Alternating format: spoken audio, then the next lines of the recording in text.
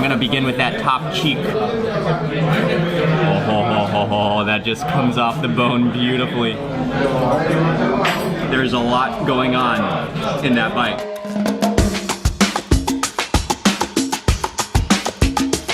Good morning, everyone. It's Mark Wiens with migrationology.com in Barcelona, Spain. Walking to the metro this morning on our way to have breakfast.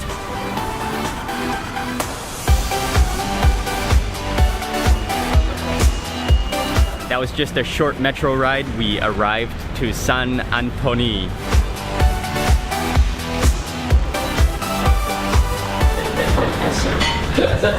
We just arrived to a restaurant called Can Vilaro.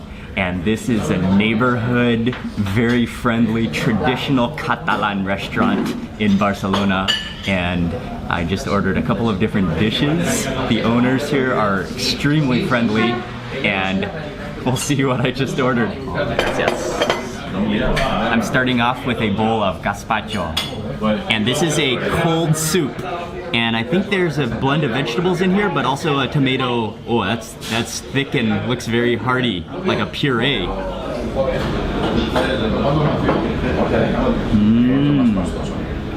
Oh, that's awesome. It is cold, it's chilled. And that is, it's almost like a salsa, but it's not spicy. It has an onion and tomato flavor to it. And at the same time, it's sort of fluffy. This is common to eat in the summertime when it's hot because this is a cold, very refreshing soup. Let me add some of these little crispy breads.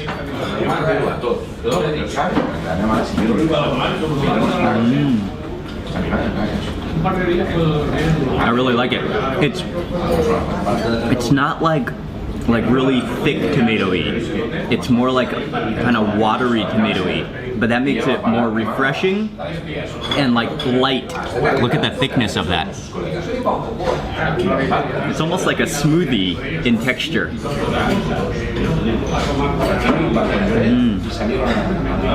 A little bit sour, a little bit salty, and a little bit tart from all of those vegetables and tomatoes. Capipote.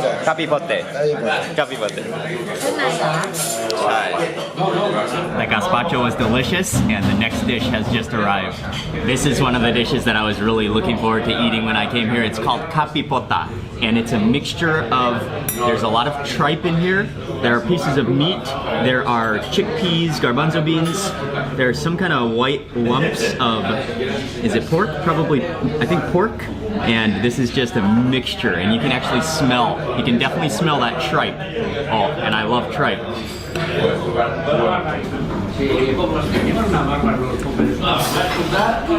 Oh yeah. Oh, that's so tender. I don't know if it's a little bit tomatoey or if that's coming from these chilies that are in here, but that's awesome. And what I like about the sauce is that a little bit of the garbanzo beans have sort of been pureed into the sauce, so you get a little bit of that garbanzo bean starch. That is an amazing dish. Let me try this piece of meat. That meat is just pure fall apart tender. And this is a very hearty, like a very solid dish. This sauce is just made for bread. Look how it just sticks and soaks up into that bread. And if I can get a chickpea, oh, and a piece of tripe onto this. Oh, with the bread, it goes so well together. It's only like 9 a.m., but people are feasting already and drinking wine and enjoying and socializing.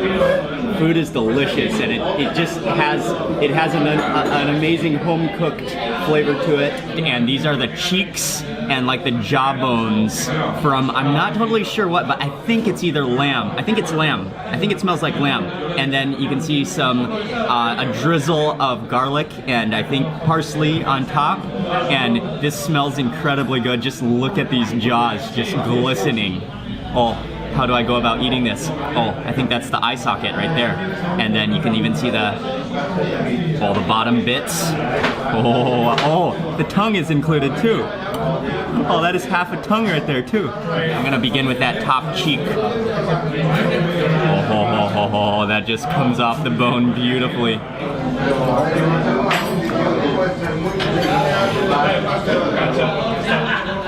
Fatty, gelatinous.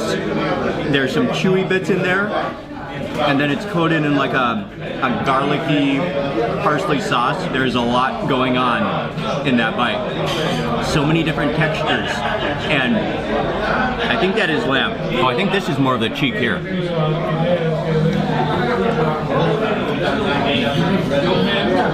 Just look at that combination of the fat, the skin, the meat.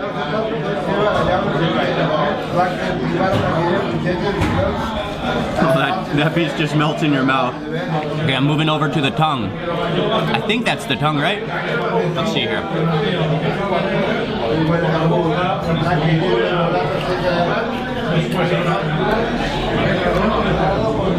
Oh yeah. It's a little bit chewy. It sort of has the texture of gizzard. It's kind of leathery in texture. Oh. What I love about this is that there are so many different textures. Some soft and melt in your mouth, others that are chewy and kind of leathery. What could this be?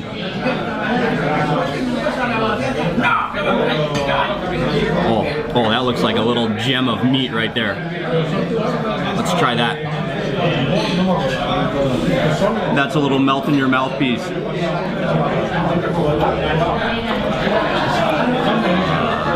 Gracias.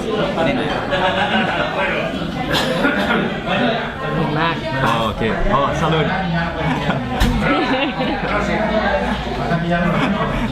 Okay, not only is the whole restaurant friendly, but everyone eating here is friendly, and they talked me into having a glass of wine this morning for breakfast. Said you have to have the wine together with the lamb cheeks.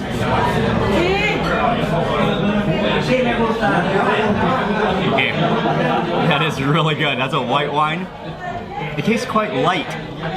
Oh, it's fantastic though. I've got one more lamb cheek to conquer, and Ying is not gonna help me on this, so it's up to me. Yeah, what I do love about it is that there's so many textures going on. Look at that. Oh man, it's such a wonderful thing. And for this bite, I'm gonna take that cheek section, and then, come on.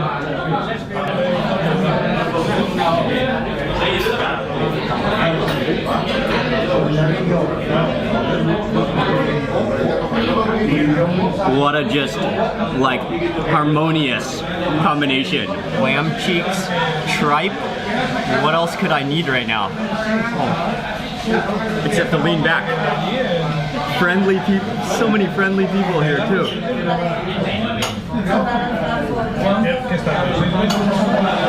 Just take a look at this. Take a look at this place. It is packed, and it's still early in the morning.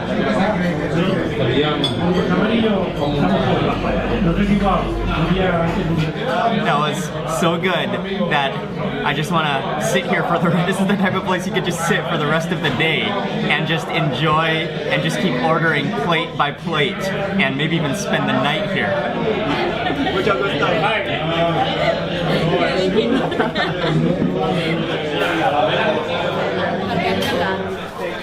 Bye bye. We finally have left the restaurant.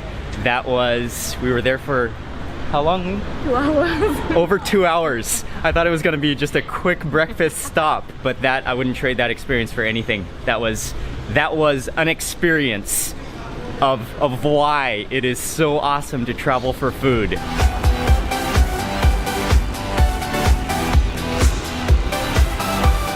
We just arrived to the Montjuic fountain, and this is an iconic fountain in Barcelona every Friday and Saturday, but I'm not sure of exactly the days, and sometimes it's not on.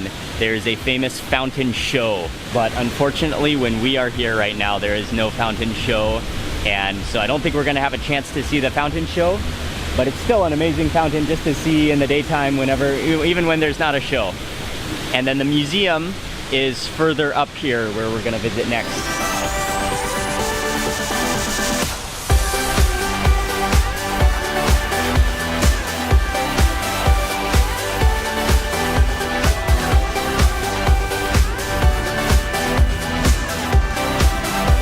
You have to climb up a number of different terraces to get to the top of the museum, but once you're up at the top, the city view of Barcelona is fantastic, and you can see the mountains in the background. It's an amazing view.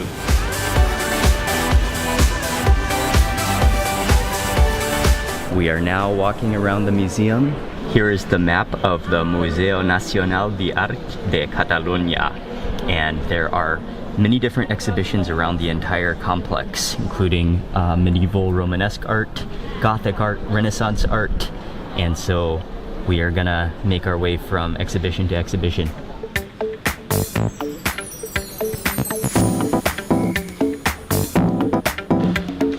There are really some amazing paintings within these exhibitions, especially if you enjoy art.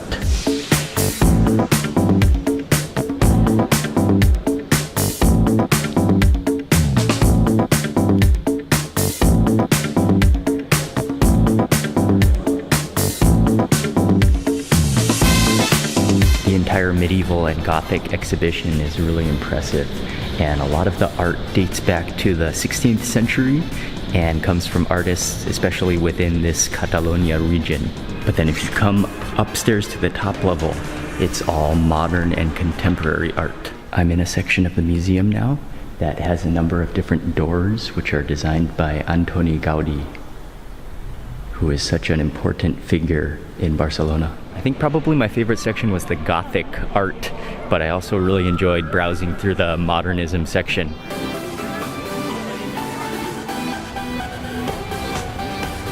The next plan for the day is that we're gonna go back to the road. We're gonna try to take the bus to the top of the hill to Castel de Montjuïc for hopefully an even better view of the city. This is a huge roundabout and square, and just trying to figure out which corner to take the bus.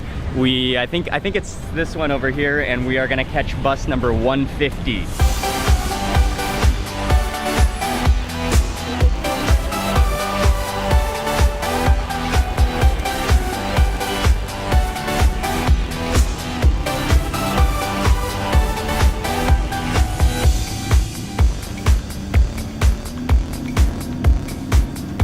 Just got off the bus. That took about 10 minutes. And right behind me also, alternatively, you can take the teleférico, which is a cable car all the way to the top here.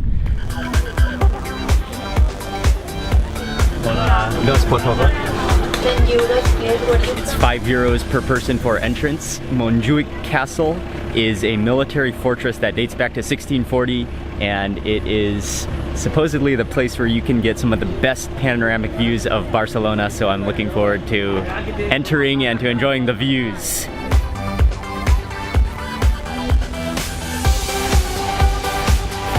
We just got over the moat and entering into the castle walls.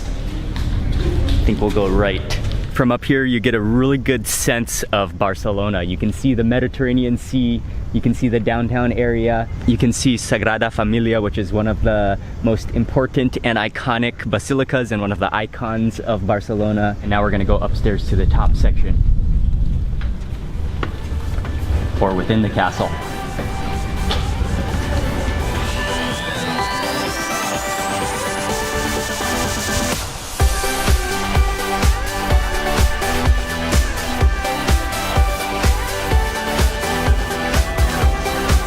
And then over on this side, you have some amazing views of the Mediterranean Sea, as well as the port and the harbor of Barcelona. Just look how many thousands of shipping containers are below there. I think visiting the Montjuïc Castle in Barcelona is an absolute must when you visit Barcelona, just to get this amazing view of the city, and it will give you an incredible perspective of everything that you can do and see when you come to Barcelona.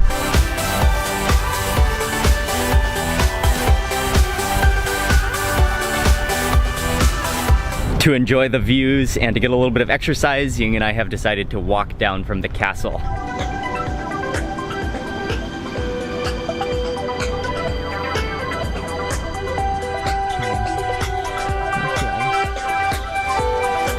was a very nice walk. We are now back in Barcelona and we're trying to make our way to a famous tapas bar. And hopefully we're gonna get there before they close for lunch.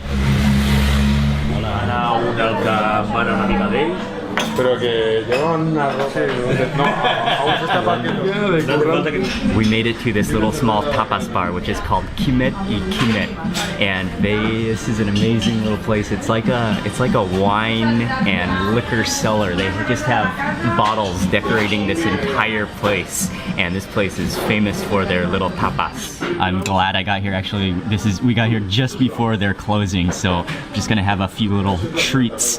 This one I had to order. This is a little piece of bread on the bottom, and then he put on some tomato. There's some tomato puree, I think, and then some mussels, and then some caviar on top of this. I think this is a biter. With a fork, you would just make a mess, but you do have to lift the plate up to your mouth so you don't spill too much. I don't want any of that caviar to go to waste.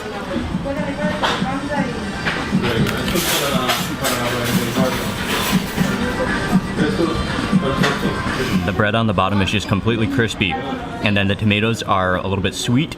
Oh, the caviar is wonderful, and the mussels are, I believe they're canned preserved mussels, so they're really, really soft. And yeah, delicious. Wow, that's a fantastic little bite.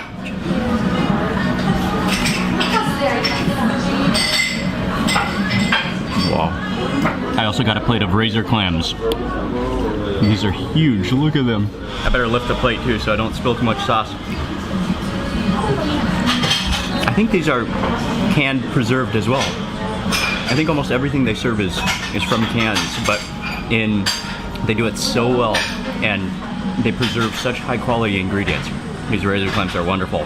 Also very soft. I also got some stuffed olives.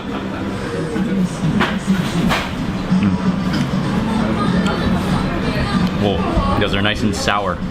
And then I decided to have coffee this afternoon. I ordered a couple more. This one is codfish liver with tomato, and he added on a little bit of caviar as well.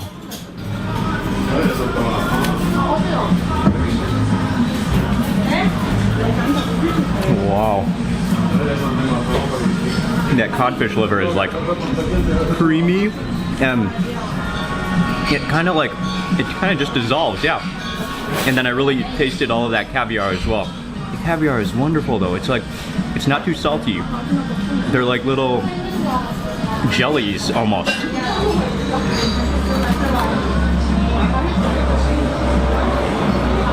Wow. That codfish liver is so creamy. The codfish liver almost has the texture of like cheese.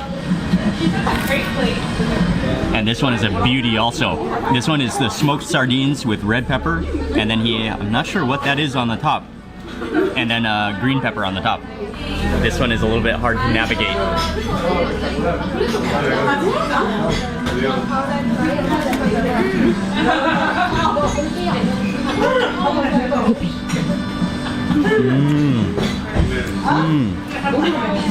I love sardines. Yeah, that chili that I ate is really, really sour as well, like a pickled chili.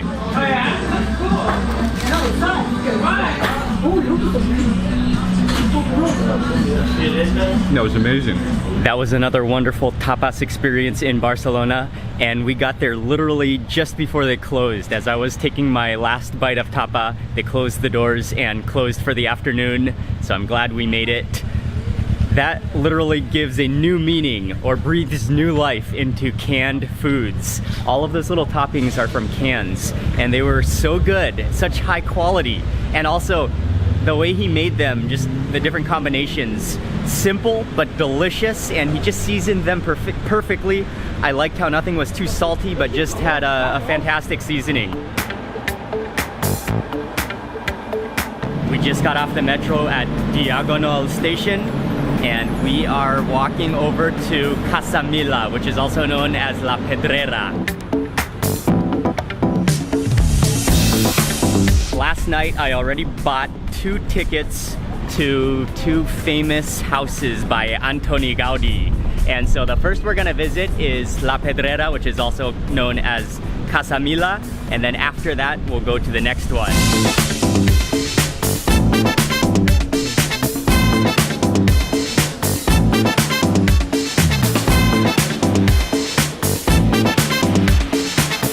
also gave us the audio guide. And this is a building designed by Antoni Gaudí. It was built between 1906 and 1912. I just got my audio tour, and I think I'm gonna need to put my bag in the locker, and then we are gonna explore this building.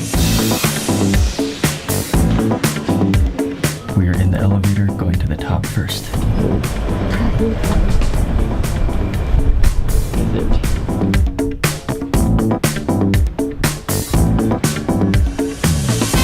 The first thing you do is you get in the elevator and take it all the way to the rooftop.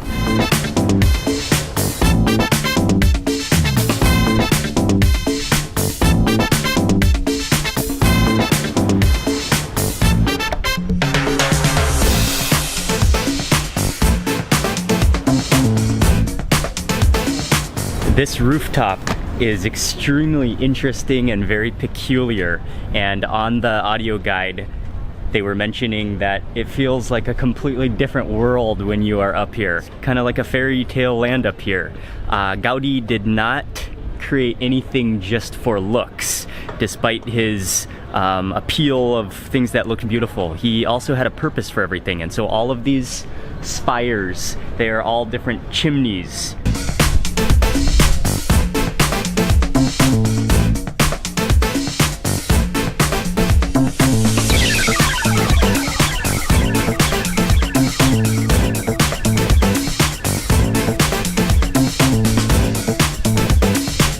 Walking down to the next level. Here's something that's really interesting that I just learned. Gaudí, for his designs, he would hang chains and strings and hang them down. And then there's a mirror below here. You can see that when it's reflected, it looks like a building, and you can see the arches and how they work and how they are geometrically correct. So the hanging models that Gaudí used are called stereofunicular models, and he was not only an architect, but he was a genius at geometry. Just came down a flight of stairs and now entering into the apartment.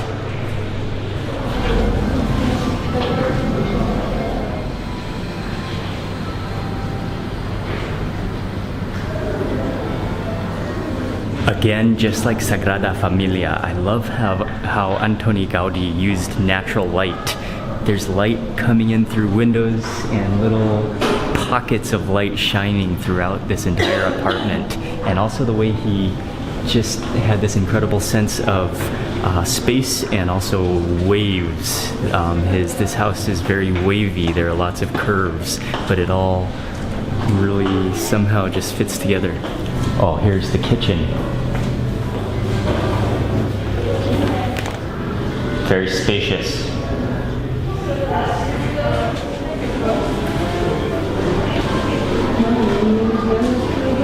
Something else about Casa Mila is that it is a UNESCO World Heritage Site, and it's just an iconic building, but only a little portion of it is open as a museum, and there are other apartments within it that are still used and that people still live in today.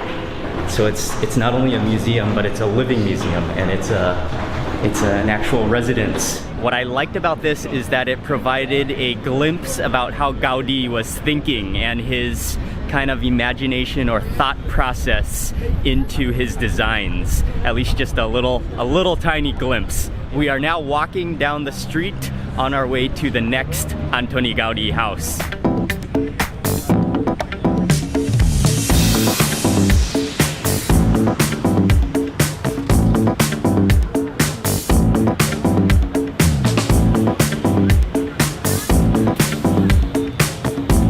Just entered into Casa Batlló, and this is a house, a previous house that was remodeled by Antoni Gaudí in 1904.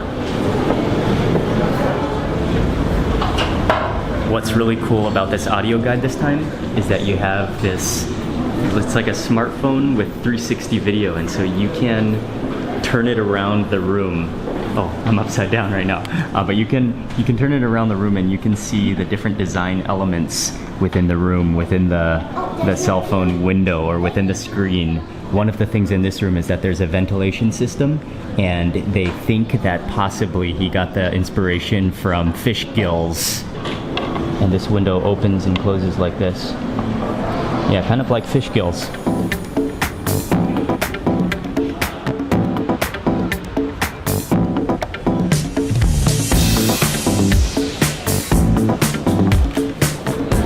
I have never seen a fireplace like that. I have climbed up. I am approaching the top of Casa Batlló, and it's still amazing to me how Antoni Gaudí used natural light. Even in buildings that seemed like they should be enclosed, he found a way to incorporate light into his designs. I just made it up onto the roof.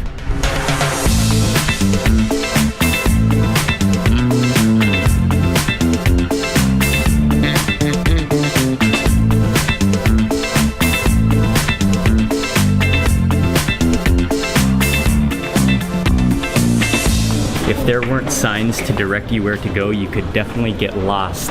It's like a maze within this whole complex, and on the roof and in the attic area, I am heading down now. What struck me about that is just his acute attention to fine details and how he thought through every single thing, as well as the natural light, the space, the windows. After going to Casa Batlló, we ended up just coming back to the hotel. Ying wasn't feeling so good, and we've been having really long days every day, so we're both really tired. So we're just gonna call it a day here and just have some small snacks for dinner tonight in the hotel. But before I end the vlog, I did want to address one thing, and that is whether it's worth it. Which one to choose between Casa Batlló and Casa Mila la Pedrera. And they're two similar buildings by Antoni Gaudí, and they're both famous attractions. They both have some similarities. If I were to choose just one, I would probably go with Casa Mila, mainly because I really enjoyed seeing the apartment furnished, and also I thought the roof was the best. But in reality, they are both different enough that they are worth it to visit both. However, they are the entrance prices are pretty steep, pretty expensive. So if I were to just choose one, I would go with Casa Mila. So that being said, I'm gonna end the vlog for today now. Thank you all very much for watching. Please remember to give this video a thumbs up if you enjoyed it, and also make sure you subscribe if you're not already. And I will see you on the next video. Thank you for watching. Whoa, there's like a moth that just landed on my nose. What happened? Did I get caviar on my nose? Hey. The hanging models that Gaudí used are called stereofunicular.